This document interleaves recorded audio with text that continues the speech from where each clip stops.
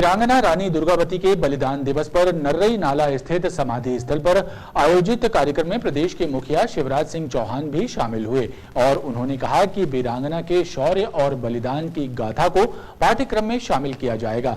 इसके अलावा उन्होंने ये भी घोषणा की कि प्रदेश में इमरती लकड़ी को काटकर बेचा जाएगा, जिसका 20% जनजाति और वन समितियों को दिया जाएगा। रानी दुर्गावती के बलिदान दिवस पर नर्रई नाला स्थित समाधि स्थल पर पहुंचे मुख्यमंत्री शिवराज सिंह चौहान ने भी वीरांगना को श्रद्धा सुमन अर्पित किए। इस दौरान वीरांगना रानी दुर्गावती के पराक्रम और बलिदान को याद करते हुए कहा कि उनकी शौर्य गाथा को पाठ्यक्रम में शामिल करके भावी पीढ़ी को उनके बारे में बताया जाएगा। उन्होंने कहा कि भाजपा सरकार हमेशा से ही जनजातीय नायकों को सम्मान देती आ रही है। वहीं उन्होंने ये भी कहा कि अब प्रदेश इमरती लकड़ी को काटकर बेचने की प्रक्रिया भी शुरू होगी और इसकी बिक्री का 20% जनजाति और वन समितियों को दिया जाएगा। 458वां बलिदान दिवस मैं अपनी ओर से और राज्य की 8.5 करोड़ जनता की ओर से उनके चरणों में श्रद्धा के सुमन अर्पित करने आया हूं। एक नहीं, वैसे तो अनेकों योजना हमने ये भी तय किया कि इमारती लकड़ी अब कट के आएगी और बिकेगी, मतलब औपचारिक आधिकारिक रूप से सरकार जो तय करती है, तो उसकी 20% राशि वो भी हमारे जनजाति भाई बहनों वन समितियों को दी जाएगी। तो वनोज पद में उनका अधिकार देने का अभियान और उनकी जिंदगी बेहतर बनाने का अभियान हमने चलाया हुआ। गोंडवाना की रानी वीरांगना रानी दुर्गावती का 459वां बलिदान दिवस मनाया गया। रानी दुर्गावती के बलिदान दिवस के अवसर पर भंवरताल स्थित वीरांगना रानी दुर्गावती की प्रतिमा पर जिला प्रशासन के अधिकारियों और आम लोगों ने श्रद्धांजलि अर्पित की। इस अवसर पर मिनी मैराथन का भी आयोजन हुआ। बारहा स्थित समाधि स्थल से आयोजित मिनी मैराथन दौड़ का समापन भंवरताल में रानी दुर्गावती की प्रतिमा स्थल पर हुआ।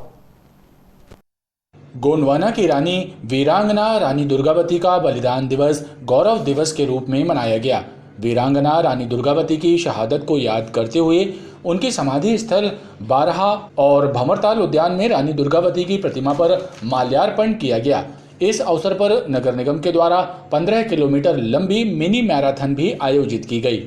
बारहा स्थित वीरांगना रानी दुर्गावती की समाधि स्थल से प्रारंभ हुई मिनी मैराथन का समापन भंवरताल में रानी दुर्गावती की प्रतिमा स्थल पर हुआ, जहां जिला प्रशासन ने मिनी मैराथन में शामिल हुए धावकों को प्रशस्ति पत्र और पौधे देकर सम्मानित किया। बलिदान दिवस के अवसर पर आयोजित कार्यक्रम के दौरान कलेक्टर डॉक्टर इलैयाराजा टी ने कहा कि संस्कारधानी जबलपुर का सौभाग्य है कि रानी दुर्गावती ने गोंडवाना राज्य की रक्षा के लिए यहां अपना बलिदान दिया। इसलिए सभी को रानी दुर्गावती के जीवन से प्रेरणा लेकर देश और राज्य की रक्षा करनी चाहिए, तभी उनका बलिदान सार्थक साबित होगा। आज सभी लोगों का उसकी यादगार में ना पौधारोपण फलदार पौधे भी वितरण किया गया है। उनकी वीरता और उनका बलिदान है, उसको हम लोग सभी लोगों का हमको हमेशा याद रखने का है ये दिवस बहुत महत्वपूर्ण है। मैं सभी नागरिकों की अपील करता हूँ कि रानी दुर्गावती जी का वीरता है, बलिदान है, हम लोग हमेशा याद रखते हुए हमारी चीज़ें हैं हम हमारे देश के लिए समर्पित करते हुए उनकी कितने भी एफर्ट्स हैं उसका हम लोग कार्य करवाएं। वीरांगना रानी दुर्गावती के बलिदान दिवस के अवसर पर आयोजित कार्यक्रम में बड़ी संख्या में लोग शामिल हुए।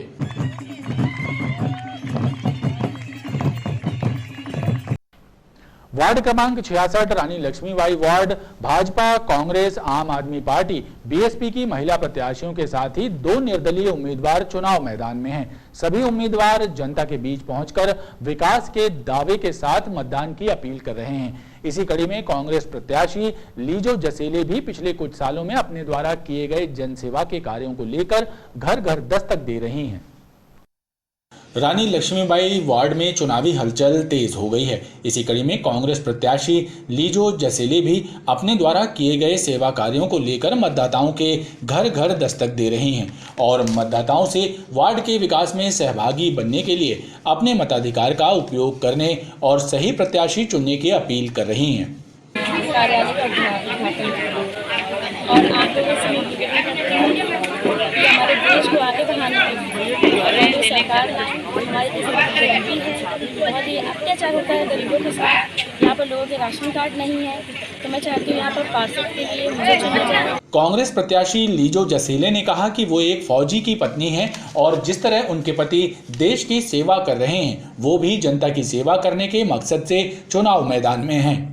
रानी लक्ष्मीबाई वार्ड में षटकोणीय मुकाबला है, लेकिन सीधी टक्कर भाजपा, कांग्रेस और आप पार्टी के बीच नजर आ रही है और सभी उम्मीदवार जनता से अपील करते नजर आ रहे हैं।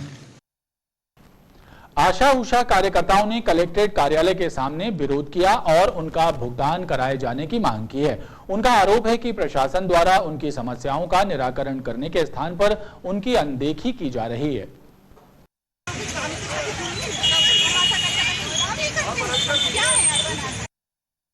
वेतन भुगतान न होने से नाराज आशा उषा कार्यकर्ताओं ने प्रशासन के खिलाफ मोर्चा खोलते हुए कलेक्ट्रेट में विरोध जताया और पिछला भुगतान जल्द से जल्द करवाए जाने की मांग की है।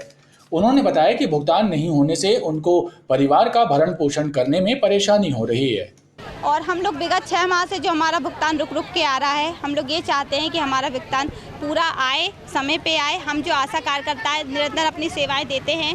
बार बार हमें ये कहा जाता है कि हम अर्बन आशाएं काम नहीं करते हैं। हमारे कार्य को सरकार देखे, शासन देखे, प्रशासन देखे और वो जो जिम्मेदार अधिकारी हैं हमारे भुगतान की पूरी राशि को बनाएं और उसको पोर्टल पे चढ़ी हुई राशि को हमें जल्द से जल्द प्रदान करें। हम लोग को जनवरी से जून माह तक, जी जून पूरा हुआ जा रहा है, मतलब मई माह तक का जो भुगतान है अभी तक रुका हुआ भुगतान वो प्राप्त हो हम लोग को। यदि हम लोग को भुगतान नहीं दिया जाएगा तो आगे हम लोग कोई भी कार्य नहीं करेंगे। और एनसीडी का सर्वे का जो दबाव बनाया जा रहा है वो एनसीडी का सर्वे कोई भी आशा करना नहीं चाहेगी, क्योंकि एक भी फॉर्म हम लोग को प्राप्त नहीं हुआ और हर एक फॉर्म की हम लोग फोटोकॉपी कैसे करवाएंगे, क्योंकि हम लोग का जो भुगतान नहीं मिल रहा। पिछला भुगतान हम लोग को तुरंत 2 दिन के अंदर दिया जाए, अन्यथा कोई भी आशा कार्यकर्ता आगे कोई काम नहीं करेगी। इनका मानदेय का जितना बजट आया था वो हमने भुगतान कर दिया है। मार्च से इनके विभिन्न कार्यक्रमों के लिए राशि की मांग की गई है, अभी राज्य स्तर से प्राप्त नहीं हुई है। इसके लिए लगातार हमारे द्वारा पत्राचार भी किया जा रहा है और उनसे निवेदन किया जा रहा है। तो ये चूँकि शासकीय राशि है, जब हमारे पास आएगी तभी हम डिस्ट्रीब्यूट कर सकते हैं। अभी आपने उनको समझाइश दी है? उनको पत्र भी दिखाया कि वो अब वो लोग मान जाए। वो लोग शायद कलेक्टर सर से मिलना चाह रहे हैं और उनका एक व्यक्तिगत है कि जो पुराने डीसीएम को हटाया नहीं है, वो तो न्यायालयीन प्रक्रिया है, उसमें हम कुछ नहीं कर सकते। आशा उषा कार्यकर्ताओं ने काम बंद करने की भी चेतावनी दी है। गोरखपुर बाजार में एक अधिवक्ता और व्यापारी पर हुए जानलेवा हमले से सनसनी फैल गई। इस घटना के विरोध में अधिवक्ताओं ने देर रात तक थाने में प्रदर्शन किया और आरोप लगाया कि बदमाशों ने अवैध वसूली की मांग को लेकर वारदात को अंजाम दिया। अधिवक्ताओं ने हमलावरों की गिरफ्तारी करने की मांग भी पुलिस से की। गोरखपुर बाजार में एक दवा दुकान पर बैठे अधिवक्ता ओम प्रकाश गुरनानी और एक व्यापारी पर कुछ युवकों द्वारा किए गए जानलेवा हमले से सनसनी फैल गई। गुरुवार की रात हुई इस घटना के बाद थाने में अधिवक्ताओं का जमावड़ा लग गया। अधिवक्ता ओम प्रकाश गुरनानी और व्यापारी राजेश मेघानी पर हुए हमले को लेकर अधिवक्ताओं ने आक्रोश जाहिर किया। अधिवक्ताओं ने आरोप लगाया कि अवैध वसूली के लिए बदमाशों ने अधिवक्ता और उसके साथी पर जानलेवा हमला किया। अवैध वसूली की बात करते हुए उससे मारपीट का प्रयास किया, तो उसने जब विरोध किया कि हम अवैध वसूली के नाम पर तुमको पैसे क्यों दें, तब इन्होंने चाकू लिया और चाकू से उसके प्राण घातक उसके छाती में 2 बार किए हैं। और उसके साथ जब पड़ोसी व्यापारी है उसका मित्र बचाने आया उसको भी जांघों में 2 चाकू मारे हैं। तो ऐसी घटनाओं से ये स्पष्ट घटित होता है कि उनका उद्देश्य जो था वो जानलेवा हमला था, ना कि मारपीट का था। सगे भाई की दुकान हरिओम मेडिकल के नाम से गोरखपुर में है। वहाँ पर हमारे वकील साहब ओपी गुरनानी जी बैठे हुए थे। तभी वहाँ पे 3-4 लड़के आए और उनसे बोले कि तू ज़्यादा बड़ा वकील बनता है, शहर में तेरे को रहने नहीं देंगे, गोरखपुर में तेरी भाई की दुकान जो चलाता है हम दुकान चलाने नहीं देंगे। इतनी बात पे जब ओपी हमारे वकील साहब ने विरोध किया तो उन्होंने चाकू निकालकर उनके गर्दन पे बाएं हाथ पे वार किए और उनके साथ कुछ लड़के और थे जिन्होंने बेसबॉल के डंडों से दुकान में घुसकर उनके साथ मारपीट की। उनकी जस्ट बाजू में एक दुकान है कपड़े की, बेचारे वो बचाने के लिए आए तो उनके भी पीछे बैक साइड पर चाकू मारा गया है। और जब हमारे वकील साहब ने विरोध किया तो उन्होंने देखा कि बहुत सारे लड़के बाहर खड़े हुए थे उनको मारने के लिए, तो उन्हें भाग गए वहाँ से। पुलिस ने अधिवक्ता पर हुए हमले के मामले में धारा 307 का मामला दर्ज किया है। घटना के बाद पुलिस ने हमलावरों में से एक हमलावर को पकड़ने की बात कही। एडिशनल एसपी संजय अग्रवाल ने बताया कि घटना पुरानी रंजिश की वजह से घटित होने की बात सामने आई है। के द्वारा इसमें आरोपी चार लोग हैं, इनके द्वारा चाकू से हमला किया गया है और इनकी पुरानी रंजिश थी और कोई जो भी धौंस दपट हुई है उस बात को लेकर के इन पर हमला किया गया है। तो इस पर गंभीर अपराध कायम किया गया थाना गोरखपुर में। गंभीर अपराध से मतलब जानलेवा हमला 307 IPC का रजिस्टर्ड कर रहे हैं 0 पर, और इसमें से अभी मुझे बताया गया कि एक आरोपी गिरफ्तार कर लिया गया है। और जहां तक आपने एडवोकेट की बात की है तो एडवोकेट वाली इसमें कोई बात नहीं है। एक वो उनका अपना एडवोकेट वाला कोई मैटर नहीं है। एडवोकेट प्रोफेशन से वो एडवोकेट हैं, वो ठीक है, पर एडवोकेट और क्लाइंट वाला कोई इसमें मैटर नहीं है। इस घटना के बाद देर रात तक थाने में अधिवक्ताओं का हुजूम लगा रहा। शुक्रवार को मिले कोरोना के 6 नए मरीजों के साथ ही एक्टिव केसों की संख्या 38 हो गई है। गनीमत ये रही कि इस बीमारी से 24 घंटे में एक भी व्यक्ति की मौत होने की पुष्टि नहीं हुई है। कोरोना संक्रमण मुक्त होने पर 6 व्यक्तियों को डिस्चार्ज किया गया है। वहीं स्वास्थ्य महकमा शहरवासियों से इस बीमारी से बचाव के प्रति एहतियात बरतने की अपील कर रहा है। खबरों का ये क्रम लगातार जारी है, आप देखते रहिए BTV न्यूज।